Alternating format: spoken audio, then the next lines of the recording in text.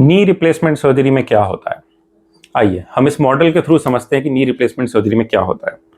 तो अगर हम इस मॉडल में देखें तो ये हमारा घुटना है, ये थाई की बोन है जो ऊपर से आ रही है, ये लेग की बोन है जो नीचे है, और इस तरह से एक पटेला या फिर घुटने की कटोरी जिसे हम नी कैप कहते हैं ये होता है। तो नी रिप्लेसमेंट सर्जरी में ये सरफेस जो कि घिस घिस के दर्द करने लगती है, इन दो सरफेसेस को हम बदलते हैं। तो इसको हम स्पाइनल एनेस्थीसिया में करते हैं, जिसमें कि कमर के नीचे के भाग को सुन करते हैं, और फिर उसमें घुटने के सामने की तरफ एक चीरा आता है। इस तरह से चीरा बहुत छोटा सा होता है जो सामने की तरफ आता है, ताकि हम इतना ही एरिया एक्सपोज कर पाएं। वो एक्सपोज करने के बाद हम घुटने की कटोरी को या पटेला को इस तरह से बाहर की तरफ ले लेते हैं, और उसके बाद जितनी ज़रूरी होती है सिर्फ हम उतनी ही हड्डी काटते हैं। जैसे आप इसमें देखेंगे, इस मॉडल में इसमें बोन के कट्स लिए हुए हैं, तो ये इस तरह से बोन को काट दिया जाता है सॉ की मदद से। इसी तरह से ये नीचे की बोन को भी हम कट कर देते हैं, फ्लैट बना देते हैं।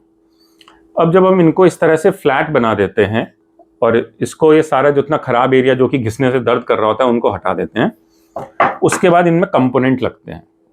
तो ये जैसे नीचे की हड्डी में लगने वाला कंपोनेंट है, तो ये कंपोनेंट यहाँ पे ऐसे लग जाता है।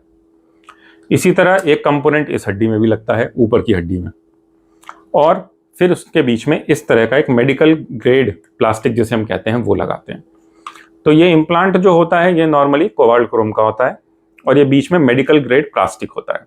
तो जब हम इस तरह से रिकंस्ट्रक्ट करके पूरा घुटना बना देते हैं तो वो कुछ इस तरह का बन जाता है कि एक कंपोनेंट यहाँ होता है ऊपर की हड्डी में, एक कंपोनेंट यहाँ होता है नीचे की हड्डी में। इन कंपोनेंट्स को हम मोस्टली सीमेंट से फिक्स करते हैं, और एक बार उसको फिक्स कर दिया, वो अपनी जगह पे जम गया, उसके बाद ये जो है अपनी जगह पे ऐसे फ्रीली मूव करते हैं।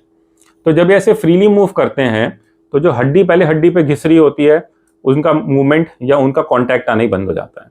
जब उनका कांटेक्ट बंद हो जाता है, बीच में एक सरफेस आ जाती है, तो ये आराम से मूव करती है, मरीज को दर्द नहीं होता। तो कुल मिला के knee replacement surgery in steps को फॉलो करके होती है, और उससे मरीज का दर्द चला जाता है। Thank you. अगर आपको हमारा ये वीडियो पसंद आया तो हमारे चैनल को सब्सक्राइब करना ना भूलें और ज़्यादा से ज़्यादा शेयर करें।